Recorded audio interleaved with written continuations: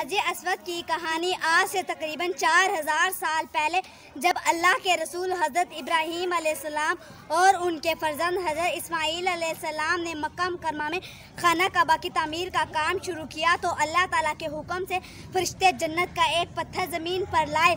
उस पत्थर को हजर अस्वद कहते हैं। तब ये पत्थर खाना काबा के एक कोने में नस्ब किया गया। हज और उम्रा करने वाले लाखों मुसलमान हर साल मक्का जाते हैं तो खाना काबा के तवाफ़ के दौरान हजर अस्वद को बोसा देते हैं। ये पत्थर मुसलमानों के नज़दीक इसलिए मुक़द्दस है कि हमारे आखिरी पैगंबर हज़रत मोहम्मद सल्लल्लाहु अलैहि वसल्लम ने उसे बार बार चूमा।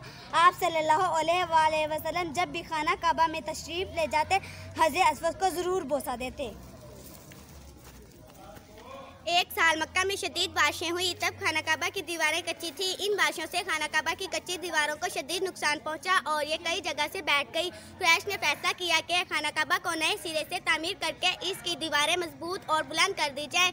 जब काबे की तामीर हो चुकी तो हजर अस्वद को दोबारा इसके मुकाम पर नस्ब करने की बारी आई। हजर अस्वद चौं के हर कबीले के लोग के लिए काबिल एहतराम, इसलिए हर कबीला चाहता था कि हजर अस्वद की दोबारा तनसीब की सआदत सिर्फ उसी को कच्चा था कि इस मामले पर कबाइल के दरमियान कहीं जंग ना छिड़ जाए। आखिरकार मक्का के चंद जहां दीदा बुजुर्गों ने फैसला सुनाया कि कल सुबह सवेरे जो शख्स सबसे पहले सहने काबा में दाखिल होगा वही हजर अस्वद को इसके मुकाम पर नस्ब करेगा।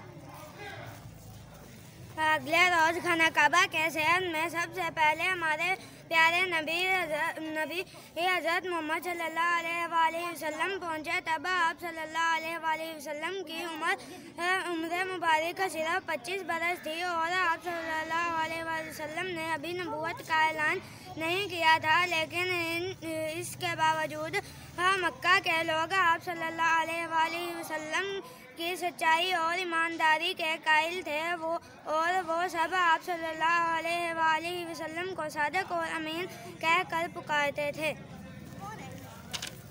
खाना काबा के शहर में आप सल्लल्लाहु अलैहि वसल्लम की सुबह सवेरे आमद से लड़ाई झगड़े का खतरा टल गया था। लोगों को यकीन था कि अब ये मामला नहायत खुश असलूबी से हल हो जाएगा। आप सल्लल्लाहु अलैहि वसल्लम ने एक चादर मंगवाई, हजर अस्वद को अपने दस्ते मुबारक से उठाया और चादर पर रख दी। आप सल्लल्लाहु अलैहि वसल्लम ने हर कबीले का एक नुमाइंदा लिया और तमाम नुमाइंदों से फरमाया कि वो चारों कोने थाम कर चादर को ऊपर उठाएं। जब चादर इस मुकाम तक पहुँच गई जहाँ हजर अस्वद को नस्ब किया जाना था तब आप सल्लल्लाहु अलैहि वसल्लम ने हजर अस्वद को अपने दस्ते मुबारक में लिया और काबा की दीवार में लगा दिया। हजर अस्वद आज तक इसी मुकाम पर नस्ब है और हमारे नबी सल्लल्लाहु अलैहि वसल्लम की हिकमत का मुंह बोलता सबूत है। आप सल्लल्लाहु अलैहि वसल्लम की हिकमत से मक्का के लोग खून खराबे से बच गए।